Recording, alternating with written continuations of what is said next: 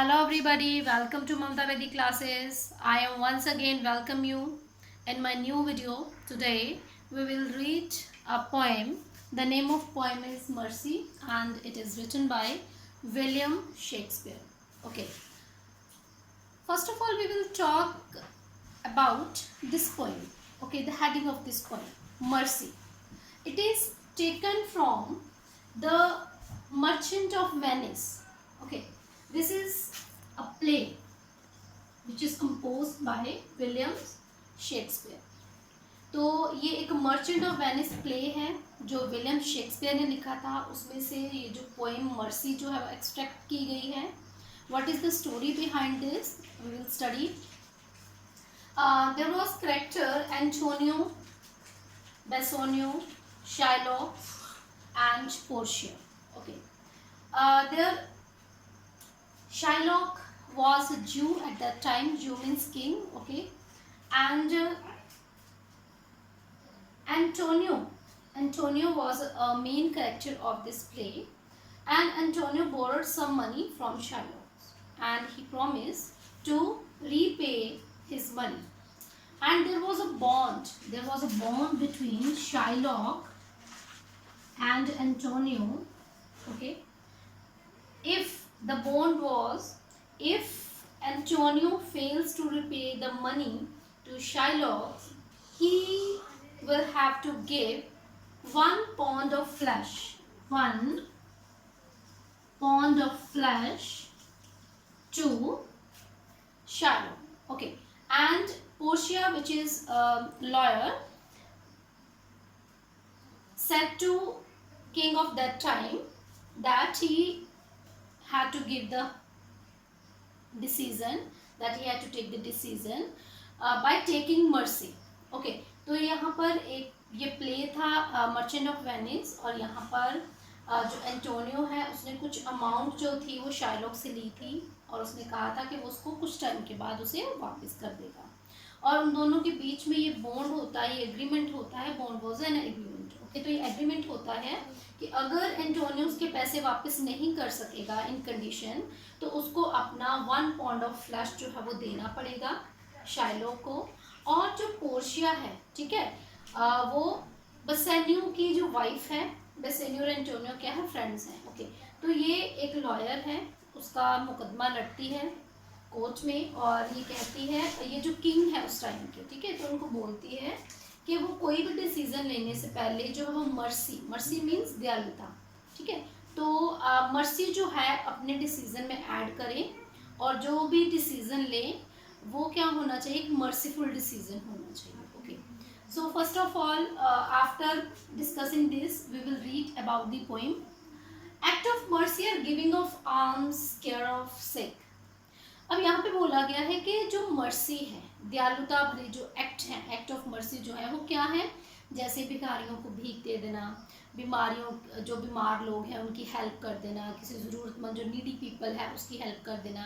तो ये सारे क्या होते हैं, एक्ट ऑफ मर्सी होते हैं. Okay, and refraining from harming और punishing enemies and people in one's power.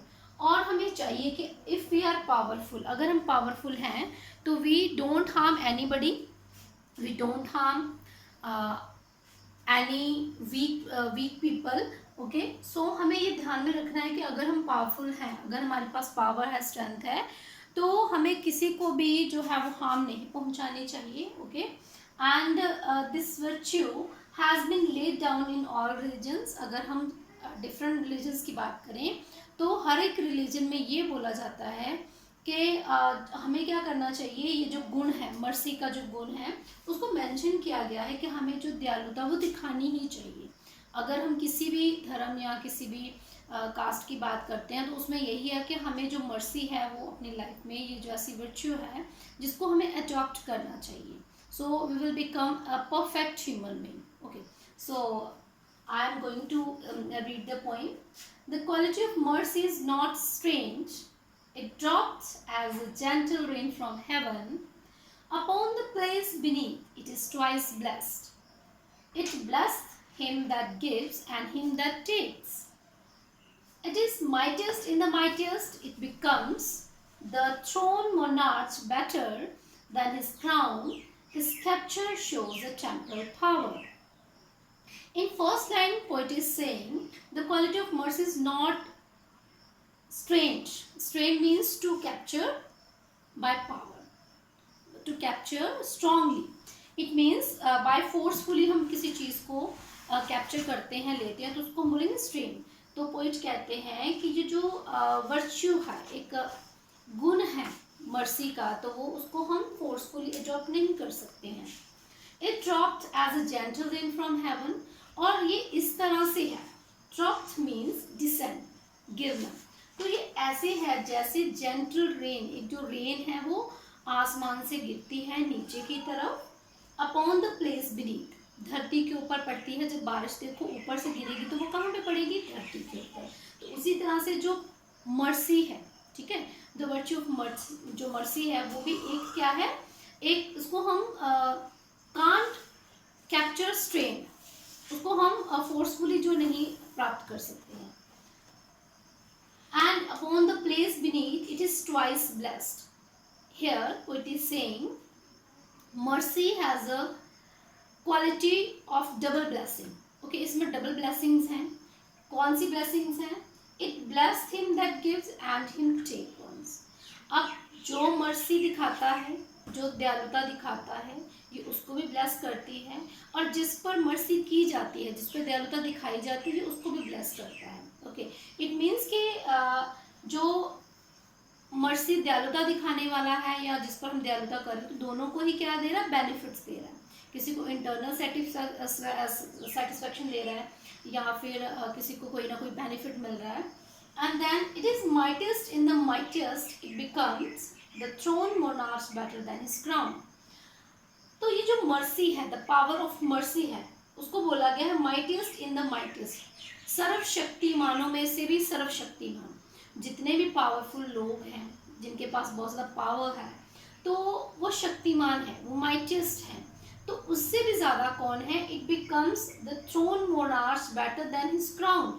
और ये क्या करती है? एक जो थ्रोन मोनार्च है, थ्रोन जो है उस टाइम पे रूल कर रहा है, गवर्न कर रहा है, एंड मोनार्क होता है जैसे king. Okay, monarch means king. तो जो राजा है, ठीक है, जो उस टाइम पे गद्दी पर बैठे हैं, सिंहासन पर बैठे हैं, तो ये क्या करती है? उनके क्राउन से, उनके जो क्राउन मीन्स सिंहा, उसका जो ताज है, ठीक है, तो उसकी पावर, राजा के पास ताज है तो उसके पास क्या है? पावर है. जिसके पास ताज होगी, जिसके पास सिंहासन होगा, उसके पास पावर होगी. तो ये जो मर्सी की पावर है, तो वो जो मोनार्क है, जिसके पास क्राउन ऑफ किंग है, तो उससे भी ज्यादा ये क्या है? पावरफुल है. His capture shows the temporal power. Here his means the power of king. Okay, his किसके लिए यूज किया गया है? किंग के लिए, एक राजा के लिए.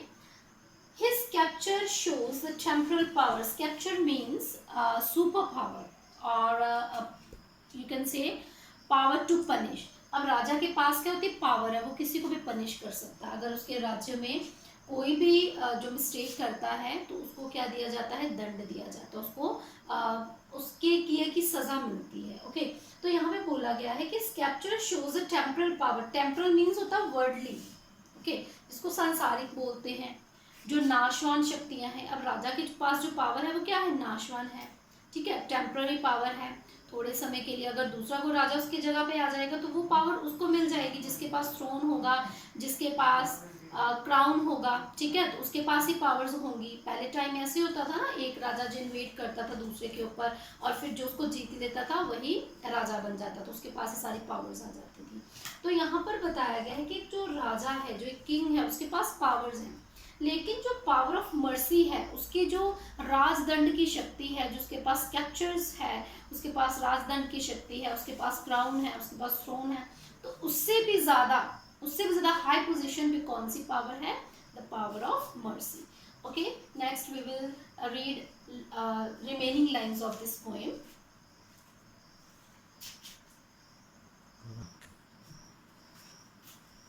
In last line we have read his capture shows the force of temporal power. Okay, तो जो राजा की जो पावर है, टेम्परल पावर जो है, वर्ल्डली पावर जो है, वो शो करती है उसके जो उसकी फोर्स है, ठीक है, उसकी जो स्ट्रेंथ है कि उसके पास कितनी पावर है, वो क्या कर सकता है। जो एक राजा है वो किसी को भी पनिश कर सकता है, उसके पास पावर है, ओके, सुप्रीम पावर है। And in next line what poet is saying, the attribute to awe and majesty. अब जो उसमें एक गुण है, एट्रीब्यूट है उसकी जो पावर में, वो एव एंड मैजेस्टी, मतलब डर और भय की जो एक गुण है उसमें, जो राजा के पास पावर है, जो राजदंड की शक्ति है उसमें, तो सारे उससे डरते हैं, जितनी भी उसकी जो प्रजा है, ठीक है, सब्जेक्ट जो है वो उससे डरती है। Wherein doth sit the dread and fear of kings। अब क्या होता है कि जिसमें निहित होती है, ड्रेड मीन्स बोल सकते हो फेयरफुल, ठीक है, फेयर ऑफ किंग, राजाओं का जिसमें डर होता है।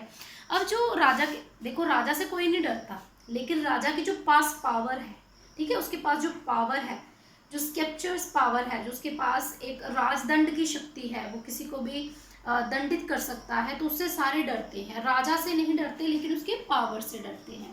But mercy is above this स्केप्चर sway. Here poet is saying mercy is above this capture sway, मतलब जो पावर ऑफ मर्सी है, ठीक है, तो ये जो पावर है राजा के पास, राजदंड की जो शक्ति है, जो माइटिस्ट पावर है उसके पास, तो उससे भी ऊपर है, जो मर्सी है उससे भी ऊपर है।